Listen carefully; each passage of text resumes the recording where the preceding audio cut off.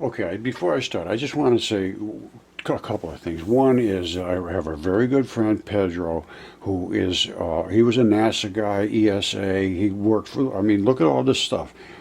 He had a bonfire burning it finally. He's retired and he finally just decided to get rid of it all. But he wanted to show me what he, you know, we'll do this, watch this. This is the European Space Agency. All these are his correspondence. And he was really a high level guy. Here's the NASA Jet Propulsion Agency and all this stuff. And, you know, he was a speaker a long time ago. He's been involved in this forever. And he's an extremely good contributor to my work. And he finally burnt it all. And it's gone. Pedro, you're doing a great service, my friend. So let's get into electron flood theory. Okay, my friends, I am going to show this once again. I've shown a minimum 100 times. Electron flood theory. We accelerated light using a red laser through a venturi, and when that happened, it displayed itself as a photon, which is two back-to-back electrons.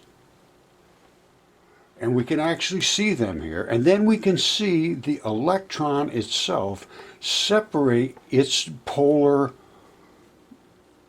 parts.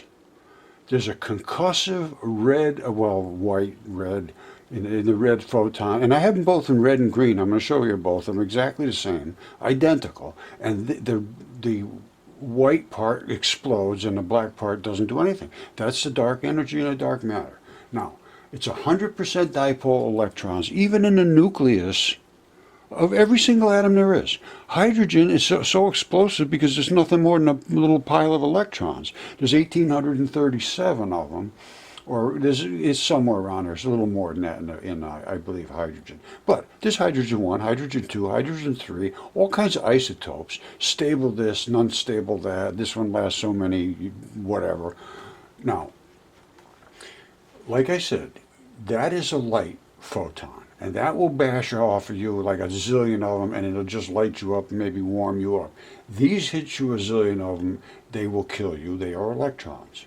Now, they want to be involved in the matter that they hit. They want to incorporate. These want to bounce off. These, you know, they used to call it string theory, like, you know, like a twang in a guitar string. Same thing. Boing. You hit a real high pitched one, and bing, that type of thing. Anyway, this really needs to be looked at a little deeper. Okay, my friends, I have to be honest with you. I lost track of what I was doing. I am confronting academia and the experts on virtually every single thing about the Earth and everything. And peer review is really suppressing truth. So here's what happened. I did a couple of videos today, and one of them was about this girl that's in charge of putting some credibility into academia to show that they are ethically sound, which they are not now, not at all. They are hiding behind a curtain, and they can just say, here's what the story is, and if you don't repeat the story, I will fail you and I'll ruin your life, and pay me to have me say that you'll repeat what I say. And it doesn't matter. And I have confronted this my whole life. I had to go into my own business. I was very successful, so nobody had to tell me what to do. I knew what to do, and I knew how things worked. And now I'm going to just say, so, going on that rant, I went through all of a bunch of different things. So what I'm getting at is I lost track. There could be prepared for anything in any order. All right, I love you. Okay, my friends, it's Roger, and I'm going to tell you right now, that is light, and this is exactly what a photon looks like. It came out of a red laser, and it was accelerated, and that's why we see it as photons. This is the explosive concussive part. This is literally dark matter. It does not concuss, it does not explode, it does not absorb, it does not emit, and it does not reflect. That's what dark matter is. It attaches to the explosive portion, which is the white particle. Now, you see these are also different photons. These just happen to be in a configuration we can see them very well, and that only happens extremely just before the Venturi, and it happens in green too. Let me show you that, and then we're going to go a little further, because it's time to fully understand. Somebody just sent me pictures of literal atoms, molecules in the air. Unbelievable. When I show you, it just floored me. All right, you see the little flickies, the black and whites, and then you see the the well-defined particles up here. You see them? That's just what happens. I can't. Well, I can account for it. This is the dark matter, which is literally gravity. It will accept the white particles when they really concuss. Watch this. All right, let's start right from the beginning. What you're looking at there is this exact same thing. Remember I showed you the particle before? That's it. And these are pulses, but they're balls. So this is one ball, that's another ball, that's another ball. Okay, my friends, you are in for a treat. I am going to enjoy the heck out of this. What you are looking at right here is an electron. You say, oh, no, Roger. That's an electron shower, and that's an electron neutrino, and that is a muon, totally different things. I say, oh, no, incorrectamundo. That is the black concussive muon, non-reactive, non-absorptive, non-reflective. It doesn't do anything. It just gets out of the way, but it's normally attached to a white ball, which is the electron. And when they concuss, they come together. When they concuss real hard, this one here explodes because it pushes all the other electrons out of the way. That one just gets out of the way. And here's what happens as the red laser accelerates. Show you in a second the actual pictures of it. There's the concussion. There's the separation of the photon, because this is light. This is not an electron. This is an electron back to back. These two together is an electron. When you take two of these and put one back to back, like two bar magnets, one this way and one that way, you get a photon. But this is the electron. And this is the concussive part. Just this one. That's the only part that's concussive. But there's a black ball attached, and that is dark matter. Literally dark matter. No absorption, no emission, no interaction, no nothing. It just gets out of the way, and then it comes back in down below after the concussion takes effect. This, my friend, is an electron. That, my friend, is dark matter. Call it anything you want, a muon, a boson, whatever it is to you. It is the dark matter, and we are swimming in it. And it can completely disassociate from the explosive electron for a very, very short instant of time. They know all this stuff. Now, I know this is getting boring for most of you guys that have been with me for a while, but I'm just going to run through real quick. Pulse red laser, bip, bip, bip, bip, bip. Each one of these is a ball, and the particle's way back here. That's the leading edge of its influence. Then the next ball comes, the next ball comes. All of these particles are being energized because they're being concussed because of this. There's particles here that shake, and they glow due to this, and they glow with the same frequency as the light that's coming out of here, so you see them as red. Now we see the pulse accelerating, the particle inside pulling out and exploding at the Venturi, and the Venturi is right here. This is exactly what you're looking at. There's the red laser shooting out that pulse. Boop, boop, boop, boop. The particle pulls away from its own wave. It goes through and smashes into the Venturi, trying to force itself through, because don't forget, it owns this region this big. And they're all trying to get through this little tiny slot, this little bitty slot here. So what happens is the non-reactive black balls roll right away, and they're all over here. Not a single one in here, because that's where your electrons are. Don't forget, we end up getting electrons through here and actually separating this right to here. We have literally plasma of electrons with no dark matter. Extremely high energy. It's quite obvious it's extreme high energy. You can see it. And this is we didn't do anything here. We didn't add heat. We didn't add anything other than just light through that Venturi. Now, What if you added heat? What if you changed the venturi around? What if you made it more or less restrictive? What if you used different ceramics and steels and metals and who knows what?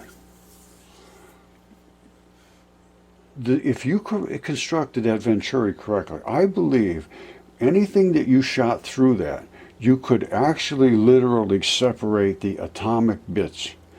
If it was constructed correctly and the materials were correct in there, and you may have to use some magnetism, some kind of a magnetic field, some frequencies, something like that.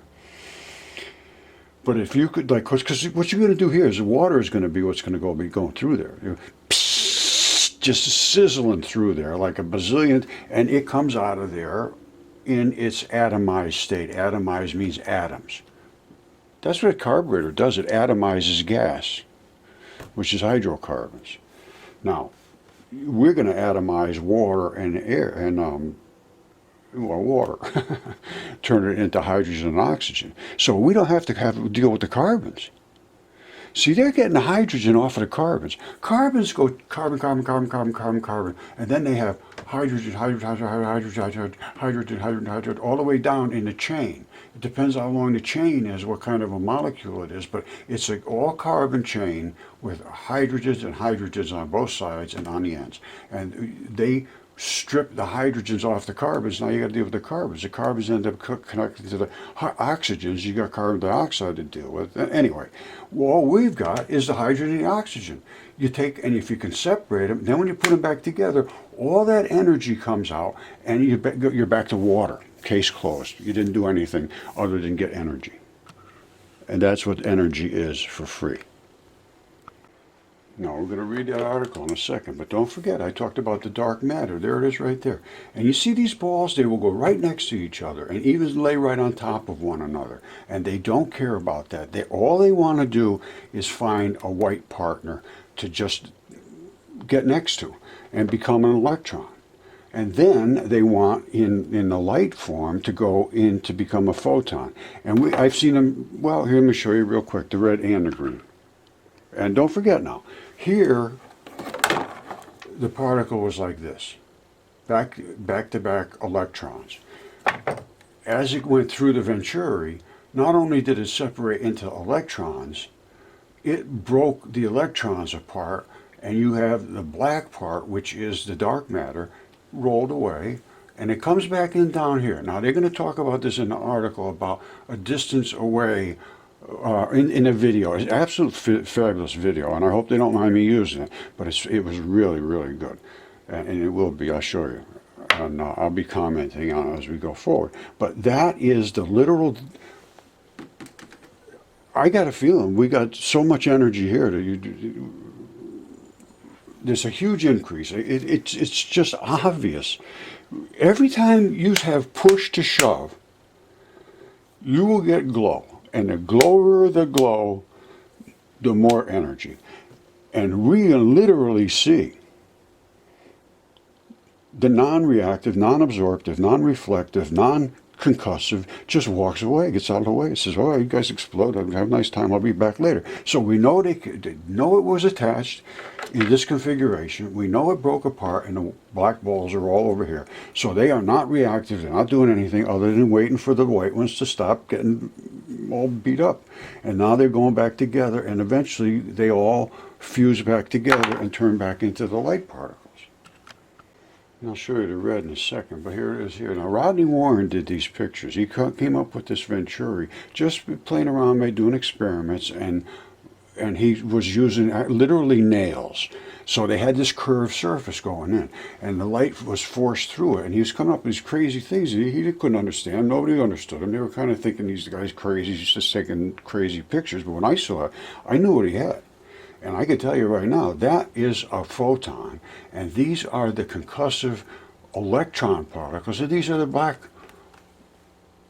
dark matter. They're dark matter. They are attached everywhere, it appears. Because I can see them all over the place. I'll show you the red ones in a second. You see them all over the place. And somebody sent me one yesterday, a batch of them actually, and by taking nighttime pictures, what you have to have is the background has to be totally black, and then you have to illuminate it in some manner. Rodney was how he did it, I don't know, but well, I mean, I do know how he did it, but he was exceptional at it. I have other people doing it and showing similar things and other things that are absolutely extraordinary as well. But look at this. Look at the spikes coming up. And you only see these just before or after it concusses at the Venturi. So it's like a compression, and they glow and show, and then they just explode, and when they come back together in the same way, and then drift off into light particles. Something like that. All right, I want you to look at this very carefully. As you recall, this was just a ball. And there was one ball right after the other. They look like this. They literally look like this. That particle, as you saw, I hope you saw, was in the center of this ball. And then this is pulse. You see, you see 1, 2, 3, right after another. Now, well, and then approaching the Venturi, it had to accelerate. And this particle right here is literally that white line. And as it hits here, it's forcing against each other. And as you push together, they glow. Anytime you push one of these white ones, they start to glow. And the harder you push, the harder they glow. Look at the push back now. Here's the key with electromagnetic fields and forces. The interaction is here, where the particles are concussing. These particles are these particles here, and they're slamming here and forcing each other together into each other's regions, and then they just explode, and they are exploding like insane. Look at this here. Look at this. Look at this. Look at this. Look at this. Look at this. Look at this. What is that? Anytime you see white, it's concussion. It's concussion. It's explosive interaction between particles. It's slam. It's push to shove. This, I want to show you here. This is the reverse EMF. I can see that. I hope you can. Sometimes it gets fuzzy looking. But what we originally had here is this. That's the forward EMF. It's the electromotive force going forward. Well, when it combusted here and concussed, it was such an explosive event that it sent out not only a shock wave this size, it sent one out, this entire region is shocked. You see that? This is cut across that wave. That wave is supposed to be kind of smooth. This cut is from particles slamming here, and every one of them makes one of these reverse concussive lines. All right, and occasionally you get one that's a little more concussive than the other. I don't know whether it's maybe 2 or 3 of them hit at the same time or that type of thing. However, you can obviously see, and these are they all have the same wave. There was a particle here, there was a particle here, a particle here, a particle here, a particle here, but coming back is just a nightmare. And then this is where you get what they call the interference patterns. Now, this is a single slit. There's no way that it's overlapping waves. They call it the dual slit experiment. You don't have to have a dual slit. This is a single slit, and it's a Venturi, which means it has to. It's forcing that particle, which owns this huge region, to crush itself in here. This is exactly identical to what CERN is doing. Identical. Only we didn't need quite as sophisticated equipment. And we are forcing them to collide sideways. It's the same thing as hitting head on, it doesn't matter. Field against field doesn't matter. In here, it's boom. And what we're getting out is the smallest atomic bits that exist. We're getting the black dark matter, and we're getting the white explosive electron, muon. We're getting the white, which is the electron showers, the electron neutrino. The black is the muon neutrino, and the muon, black ball, which does nothing, is dark matter. Now let's look at the article because it explains it. The video, I'm sorry, but I was looking at a bunch of articles. I mean, they know this now. They know that the Bohr model is not right. It's been totally understood now for almost a year. You know, in December of last year, they announced we have to agree it's wrong. We've seen the particles, which I've been shown, and they somewhere else saw them in some beta decay. And anyway, they now agree we got to do something. And she says it. There's no way we can explain these things that we're seeing. Absolutely none. There's got to be new physics, which we do not understand exactly what her words are. All right, so I'm not making this up. It says new boson appears in nuclear decay breaks standard model. Well, they found it in the beryllium and helium decay, and they found this new boson, which is the one I'm pointing out, which is the black ball, which is the dark matter, literally the dark matter.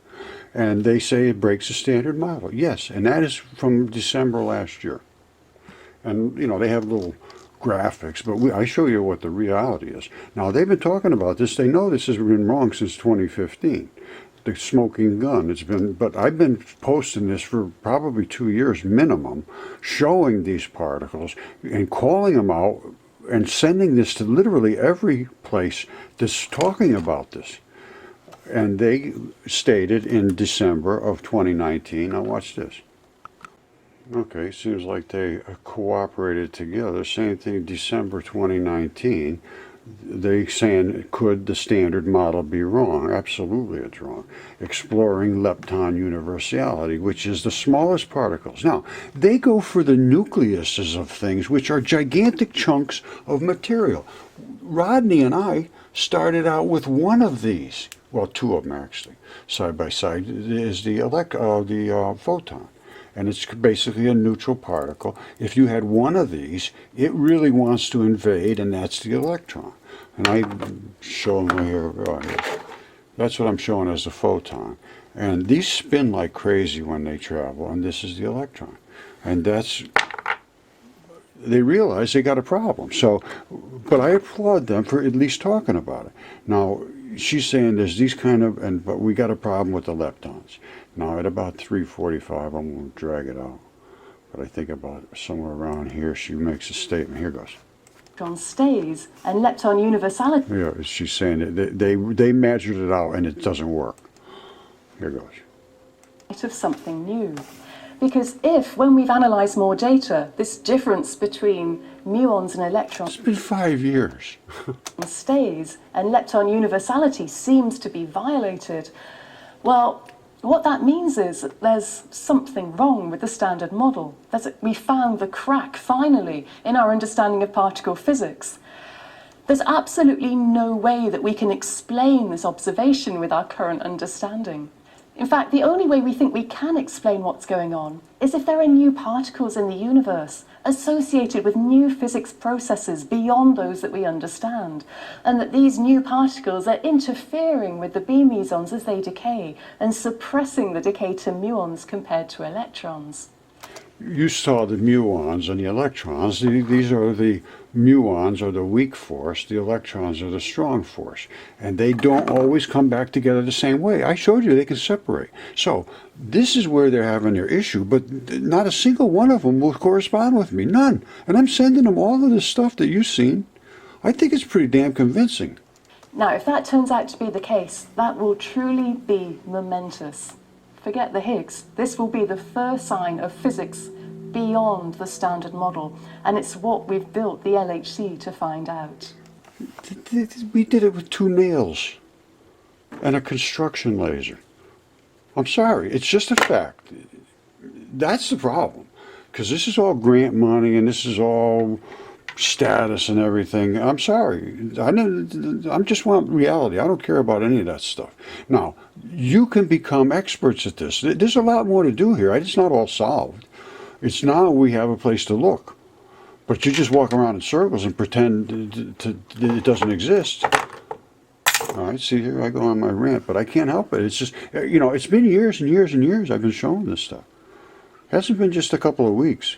And I have shown this and sent it to literally everybody that's talking from Caltech, from Fermi Labs, from all my friend Pedro's buddies there, European Space Agency, NASA. I think they have me shut off. I know all the universities have me on a spam list now because they just don't want to hear about it. That's the issue. I just want to make sure I didn't confuse you. When I said this is 2 electrons back to back, or up, like 2 bar magnets together, it could very well be 4. Now, you see these here? These are also the same as these, only he caught these in their just perfect positions where we could see them for what they really are. These are still the same things, but they're not as well defined as that. Let's just put it that way. And these, see how they're going this way, and then they go this way, and then they turn into the box, and then they do this, and then they explode at the Venturi. Now, if I know they spin like crazy, and I know that only the white is concussive. The black hits something, doesn't do anything. It just walked away. We saw that. There's no question about that. 0. It hits and it just gets out of the way. It comes back, but it's non-reactive, non-absorptive, non-emissive, non-reflective, non-interactive. It does nothing. It's the dark energy. Now, but the white ones are slammers. So as this comes through, it's going to hit this and just spin it like a pinwheel, as it hits the things in front of it. Because it is hitting stuff. It's called electron showers. And there's no question it's hitting stuff. So that's what spins them. And the faster they spin, the more energy they have. I mean, that's the way, like a drill, the faster the drill's drilling, the more it's going to drill. If the drill's slow, it doesn't have as much energy. It's just the way it works. So I hope that clears it up a little bit. But my point is, it could be a box of 4 particles. That's how I originally envisioned it. But then when I took one of these, and I put it on the ferro tape, this stuff here, it looked like it just is a ball of darkness in the center with a white film around that ball of darkness. So there's still some things to understand, but the concussion creates this and displays, to me, dark matter. You take it for what you think, but that's what I'm seeing. All right, so I know I've gone over this a couple of times, I'm sure. And I probably have gone over this a number of times too. But don't forget, that's the particle. And not only is this particle coming just like this, it's spinning. That little thing right there is just like that. And it's spinning like this. Right-hand spin if it's going that way. It's a right-hand rule. You wrap your hand, the thumb is the direction of, and the spin is this direction, and it's going that way. So it's spinning like this. And it's coming up here. And that's why we saw all those other fields like this, because they're all over the place too. But this is the one that's being sucked through the Venturi. This is the one we're dealing with. This is the one that's crushing its field against the other particles. And when you see the video, you'll understand how we create a fusion. Because this is literally what we create is separation, and then the fusion comes back here. But right in here, there's energy like, if you can't see that, I don't know what to say. Because every time I refer to an energetic reaction, it will be an increase in glow, really. Everything is a push to shove. And the harder you hit something, if you have the correct visual equipment to look at it, you'll see it being more illuminative. The more energetic, the more energy, the more illumination. It's just the way it works. Now, you see here, that's a green laser going through, and we can see the particles. Now, this was another fellow, Fabien Brulé over in France. Bonjour, mes amis, mon ami. And merci, and thank you also. Now, you can see the same particles. Now, and these are the green ones, but you see where they're combusting way out here? Now, this is coming through the Venturi. They don't even interact hardly until they get way out here. Although you can see a festering of pushback by all the particles that are in the air. But these are just punching through them, and then they interact here. Now watch this. He put the red and the green through at the same time. Where'd you go, Fabian? There we go. Now, watch this. You got the red and you got the green. This is the actual trace of the laser. Now, the red one, you can see is less energetic, so it's more concussed and more glowy and pushing more. The green is concussing more and starting to glow because it's fighting the red in this spot right here. It normally wouldn't concuss until out here at all. You wouldn't see this at all. You wouldn't see that at all. The only reason you see in that is it's fighting this. That's the red. Now the red's gone. The red is only gets this far case closed for the red. But you can see the green still sort of pushing back at the red. And then he's got some, like these red spots, a couple little particles got up into there. But here's the greens again. I mean, it's just all what it is. Okay, now this is legitimate cold fusion exists. This is the muon I talked about before, which is this black ball, is the muon, which is also dark matter. And they say muon catalyzed fusion. Now, I may not agree with 100%, but I thought it was a pretty good presentation. This is by Minute Physics, 5.13 million subscribers. Look at this top thing. I'm a fracking nuclear engineer. I've never heard of muon catalyzed fusion. This is amazing. And it is. These things are overlooked because they interfere with someone else's research that has been accepted, and then if you go against that, you're really stepping in the deep end of stuff. Watch this. This guy's good. Fusion of hydrogen or helium normally requires at least the conditions found in the cores of stars. High temperatures and densities allow hydrogen and helium nuclei to get close enough to fuse together into bigger nuclei, and high temperatures and pressures. That's the key. We are putting it through the Venturi. We have avoided all that at room temperature, as you'll see. release a ton of energy, powering even more fusion while releasing enough extra to power the star. Or if you set this situation up on Earth, you might have a hydrogen bomb. But it's actually possible for fusion to occur at temperatures much, much lower than the core of the Sun. Like room temperature, for example. Now, I'm not talking about the infamous cold fusion of the 1980s that hasn't been shown to work or involve any, well, fusion. No, I'm talking about the room temperature fusion of the 1950s that actually does work. Fusion with the help of muons. Nuclear fusion, of course, happens when atomic nuclei, like hydrogen nuclei, come close enough together that their strong nuclear attraction can overcome their electric repulsion, and they fuse together into a single, bigger nucleus, like helium. This typically happens in a plasma, that is...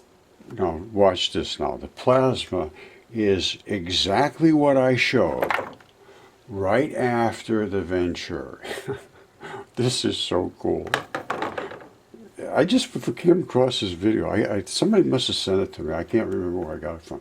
But here you have all of these electrons. That's all you got here is electrons. That's it. Case closed electrons. Zero other things. The black balls are the muons. They're way outside. Now here goes. Is a super hot soup of electrons and atomic nuclei, where if it's hot enough, every once in a while, two nuclei bump hard enough into each other to fuse. But fusion can, in principle, happen in regular, non-plasma molecules, too, like the hydrogen molecule. Boom, boom, boom, boom. Electron, electron, hydrogen, hydrogen. They don't understand. Well, let's just keep going. Because they're talking about working with hydrogen. I'm talking about working with light and photons. And fusion in that realm. They don't understand that you can get into that realm. Because an electron, a hydrogen atom is supposed to be 1837 or figure like 1800 times bigger than an electron. It's not. It's 1800 electrons. And then one of them is influenced by the 1800 here. And when you get up to 7,350 electrons, you affect 2 electrons. That's helium. But every proton's made out of 1837 electrons. Here it is right here. Let's start from the beginning. Might as well start right. Every electron is a dipole. But one side is the electron. We always thought it only had one pole. It has two poles, but the other side is dark matter. We didn't even realize it was there. The other pole is absolute dark matter. It's the weak side, the boson, the dark matter, the muon. Call it whatever you want. It's the part that's attached to the electron, which is the explosive part, extremely explosive. And together they sit there at rest. They're just sort of laying around. Because you can get static electricity collect on water molecules in the air. And then when the water molecules go away, the static exists and it tries to get onto you because you have an attractiveness to that particle. So we know they can exist by themselves. That's not what a photon would do. A photon bounces off of you. An electron will either like attach to you magnetically or it will invade you. And it invades when there's enough of them pushing, push to shove at the same time. Then you get the spark, you get the jolt, you get the electrocution, you get the sizzling and burning and explosive invasion of these particles that really desperately want to be with another portion of themselves just like that to become a photon. And that will bump and hurt you and light you up and make you very bright, and it might even burn you a little bit. But this, if the same number of them hit you and they were electrons, you'd just explode into flames. One of them is invasive, one of them is not so invasive. So let's start with that understanding, the difference between electricity, electrons, photons. All right, now, it's called electron flood theory. All that exists is photons. That's all there is. I mean electrons. And then they make photons and so forth.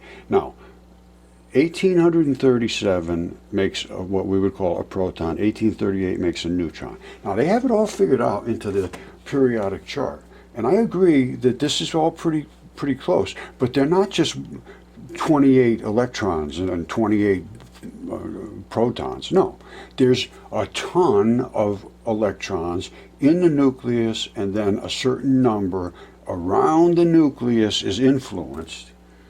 Hold on, I got it around here somewhere.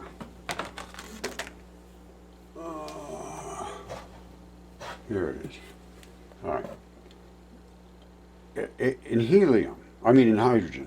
What's hydrogen 1, 2, and 3, which is 1837 electrons in 1, 3674 in 2, and 5511 in 3. And in between each of those is a ton of other ones that'll have a few extra electrons on this side and a few on that side. They're called isotopes.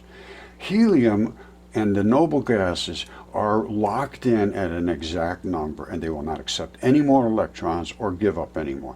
The hydrogen and virtually all the other ones, this side, see, these are the stable gases, the gases that will not accept or give up electrons. Everything else has extra or wants some.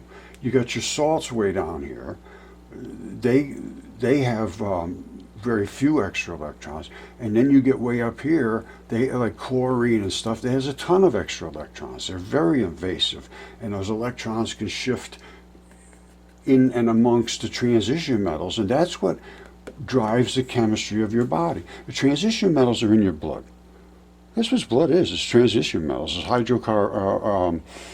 it's oxygen and all kinds of minerals and metals, and we know that.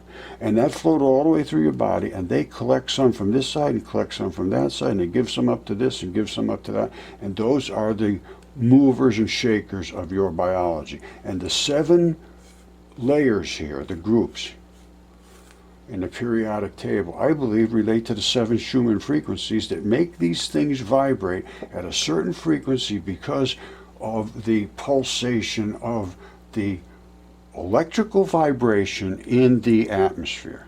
And there's 7 layers, and they all vibrate at different frequencies as they get further and further from the surface of the Earth. And it's because as the Earth scrubs through the atmosphere, it collects electrons and then discharges them. Scrub a little further, collects, discharges. A little further, collects, discharges. And every discharge is a push to shove. And we're going to go over the Schumann frequencies because they drive everything. If you didn't have the Schumann frequencies, they just stop. They just stop. Nothing. And I think they put Schumann resonators on the space shuttles and all that stuff, that they have to have these things up there because they don't have the same vibration as the Earth creates. The Earth creates it because it scrubs and it electrical discharges every 7.83 hertz as it goes through. And our heart rate runs on that exact same hertz. And they say they get sick out in space if they don't have this resonance frequency going on. I believe, could be wrong, and I don't know what the whole thing means in 100% either. Because there's these are little tidbits of this and a little tidbit of that. But I can tell you what, this is not a tidbit.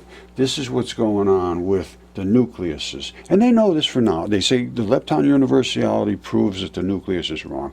Bohr model's shot. They found the bosons that I'm showing. That's it right there. That's the weak part, the boson. So we found it. Well, we did too. We got them coming out of our ears. And they fall right off of photons after they break off of the electrons. And then we saw some particles like this that are the electron formation of atoms attached to other atoms. Like this could be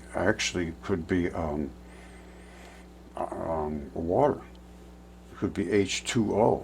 And then some other, we're just starting to understand this a little tiny bit. Or I am a little tiny bit. Maybe somebody else knows about it, but I don't. Now, we saw this. We saw that little jobber here. Now, let's keep going with what he's got to say. This is going to run on for a while, but it's time to really talk about this in a good way. Now, this is non-plasma fusion. Molecule in which two hydrogen nuclei are kept relatively near to each other by sharing electrons. The nuclei don't stay separated a rigid distance apart, though. They vibrate and wiggle, and every so often they can, in principle, get close enough to fuse together. But with hydrogen, or nitrogen, or oxygen, or pretty much all other molecules, this happens exceedingly rarely. It would never happen, really, unless you force the stuff through the Venturi. The Venturi is the key to this whole thing. They get so close together that the dark matter has to get away. The energetic matter is just tumultuous. Which is why our atmosphere, which has a fair amount of molecules, isn't a giant fusion bomb. However, things are different if you replace the electrons with particles called muons, which... Remember the muon I talked about? And here's the same setup. There it is again.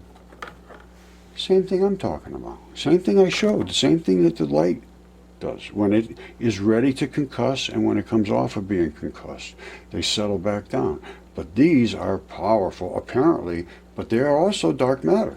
Which are basically exactly the same as electrons, except 200 times heavier. Muons, being essentially heavy electrons, form atoms and molecules in almost the exact same way as electrons, but since they're heavier, their orbits are much closer to the nucleus than an electron with the same energy and angular momentum would be. And this means that atoms and molecules held together with muons instead of electrons are about 200 times smaller, and their nuclei are correspondingly about 200 times closer to. See, this I don't know if he understands that the proton exists of 100% electrons.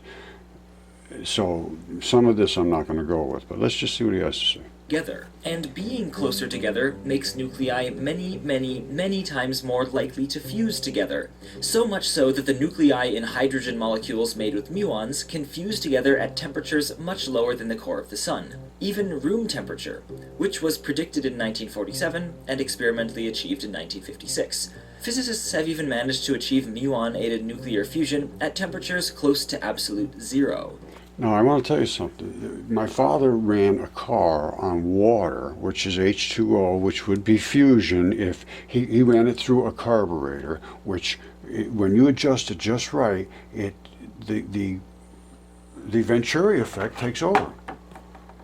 And the water comes, and it gets sucked through that Venturi in such a high rate of speed that the oxygen and the hydrogen literally separates, just like I showed. And then they put it into the engine, but it was so combustive and so electronically energetic, it actually melted the pistons. They did actually continue to use it, but they had to put kerosene in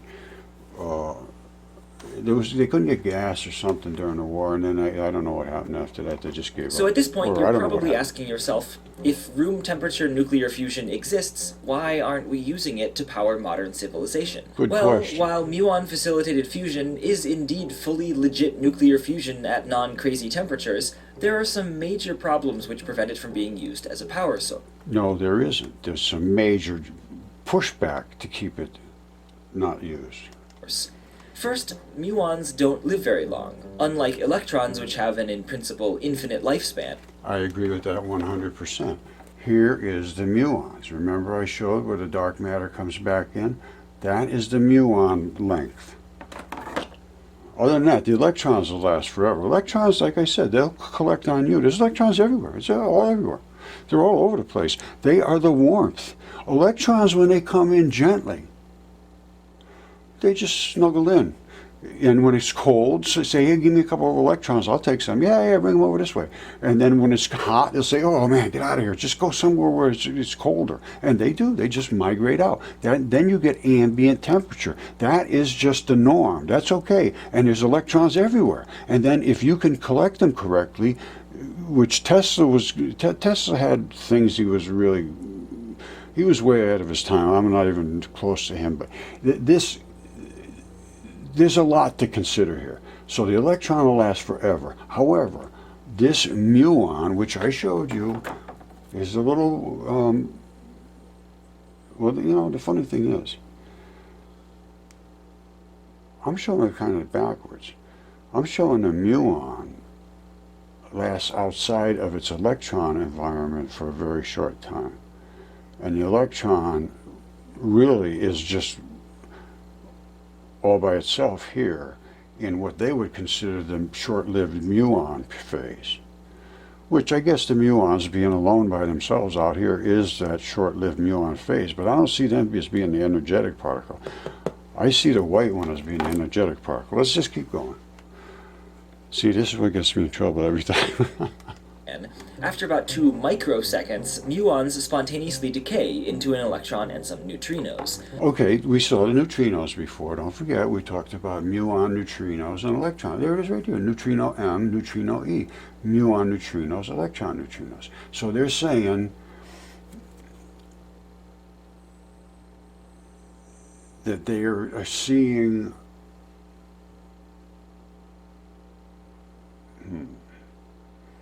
the black ball and the white over here when it concusses. I guess that's right. So they're saying that this is the muon that is exploding here. I say it's not that. I say it's the electron. I say the electron, it has separated from the muon portion, which is the dark matter. And the electron is the concussive, explosive destroyer. And when it comes out of here, you end up with, they say you do get an electron, and then you get these 2 neutrinos. I agree. The electron comes back in down here, because then it becomes an electron again. When the red collects with the black, it becomes the electron it was before. All right, and then it could go back into light, that's fine. But while it's here, it is not this. It's one of these. It's the electron neutrino. And the muon neutrino is right here. It's exactly what they have. And then it ends up being an electron when it comes back together. And it was an electron when we hit it in the first place. So we're hitting electrons as it showers through here and exploding those electrons in what they call the electron showers, which are all of the, and I'll show you the electron showers right now. It all makes 100% sense. Hold on, let's look at the electron showers. We'll come back to this. All right, this is the best way to show it. This is just a standard red laser coming out of there, no acceleration. That's the acceleration, that's the particle, that's the concussive. That up to here is what they're going to call, let's just call it, that's the energetic portion. And then they recombine. So these are our neutrino section here. And some of the neutrinos are on the outside, which they would call the muon neutrinos, and some of the neutrinos on the inside, which they would call the electron shower. This is what the electron shower looks like, looking into this, coming right at us and looking into the Venturi right here. These particles are coming at us. Now, those particles are the separation of the black from the white. We saw the black went all the way around the outside. The white is what is coming through here. That's what we're seeing here. And these little dots, I thought they were something special. They're not. Those dots are from that reverse concussive gigantic wave going backwards that we saw. Well, maybe we can see it here. Yeah, here. I don't know if you can see it, but here's the reverse concussive wave. It's cutting across this. Because here, without having that reverse concussion, you don't have that. It doesn't do that. The only reason it's cutting through this is from the reverse concussion. I think I talked about this before. And because this puzzled me, I said, wow, because this should not be polarized. It shouldn't be doing this pulse, pulse, pulse. And I kept trying to justify this and say that. And I'm just thinking to myself, I'm just trying to fool myself. Something's not right here. And here's what it is. It's the particle spinning. And if you followed it around, you can see it's cutting across this and interrupting what we would see as the energy. It's cutting and stopping layers of energy from hitting us. This reverse concussion is absolutely phenomenal.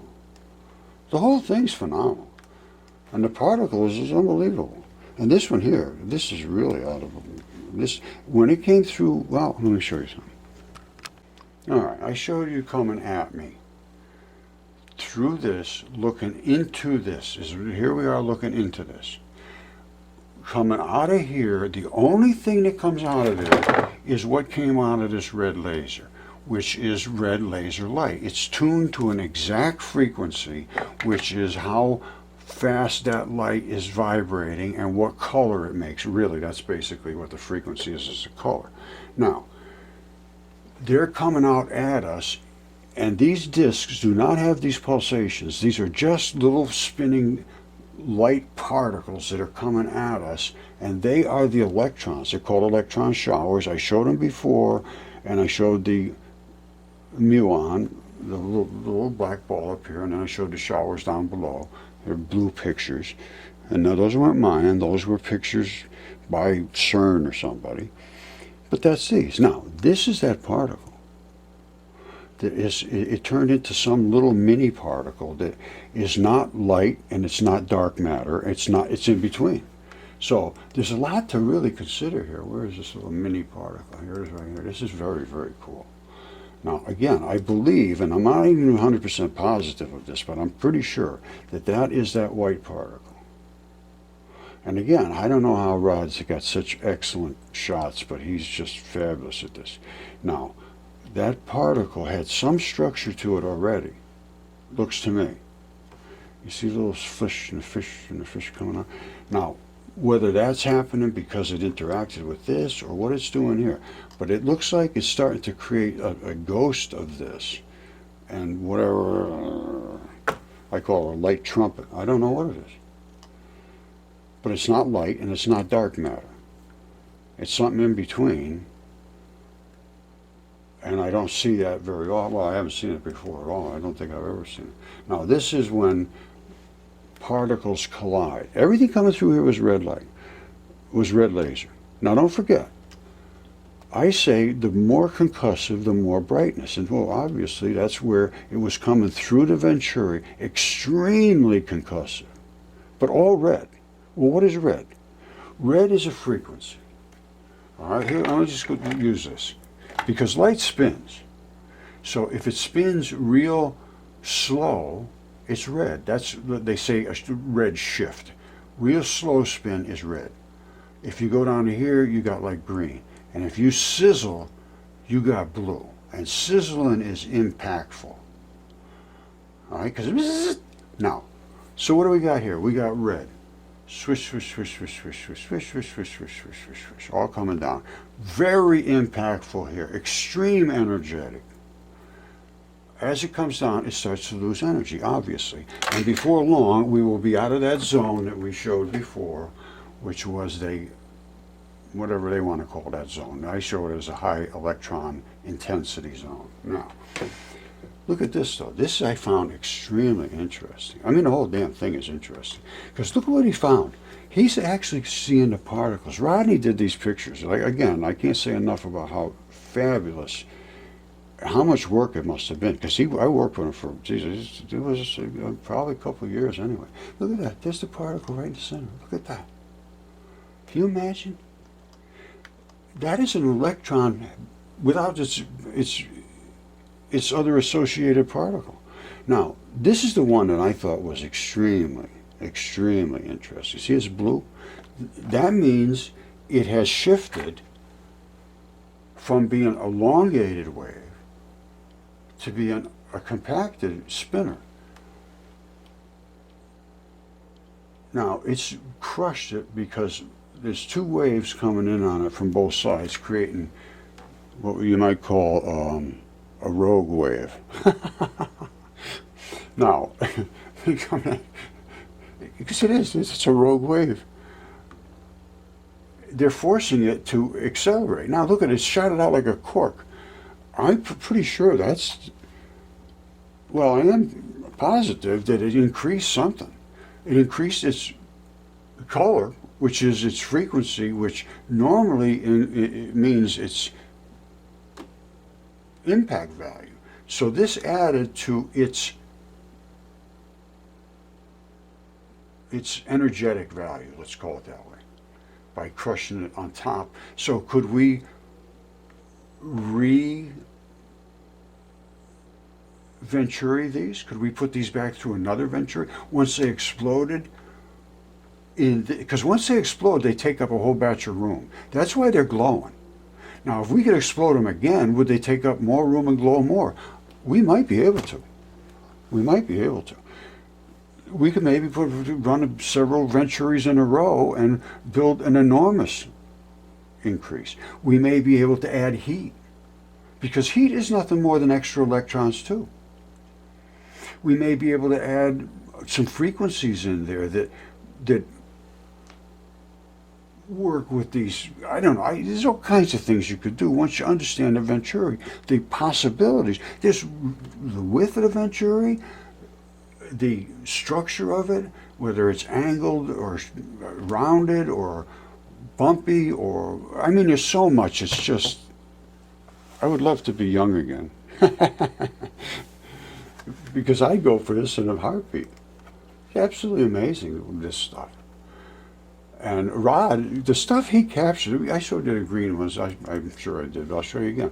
And you can see, this is what these particles are. But you never see them. You never see them until they just, before they concuss or just after they come out. Now I think these are coming out and just display for a couple particles before they turn into regular light particles. I don't know. They might be coming in because green is much more concussive, so it's going to concuss further away from the Venturi. If this is the Venturi and it's being sucked into the Venturi, that's a possibility. Or if it's coming out of the Venturi and they are just settling down and this is the particle, that's also a possibility. Because here's the red. Let's see, where's the red here? Oh, by the way, you have to understand, light spins. I showed you this. I think I did. It spins like this. Some will hit here and it'll go out this way. Some will hit over here, it'll come over this way. Most of it will end up going through the center. But these are particles. This does not want to touch each other, what gets through here. They want to push. You push me, I push you. You push me, I push you. That's why you get these interference patterns. They're not flappy waves that go this way and that way, because it's a single slit. Again, misunderstood. Now, let's take another look. All right, remember, again, perfectly shaped photons. And they are getting more, and see, here they are here. And you can't really tell what they are. They're black and white stripes. They're all over the place. But he picked up on the ones we could really see, and they're exactly identical. No difference whatsoever between the green and the red. However, the red seems to concuss a lot closer to the Venturi, so it doesn't gain its energy quite as fast or lose it, or it gains it slower just before the impact, and it loses its slower, I would assume. Well, I know it does, because well, I'll show you. But here it is in its configured particle, and here it goes into that separation zone. And here, this is just before it breaks apart. Isn't this cool?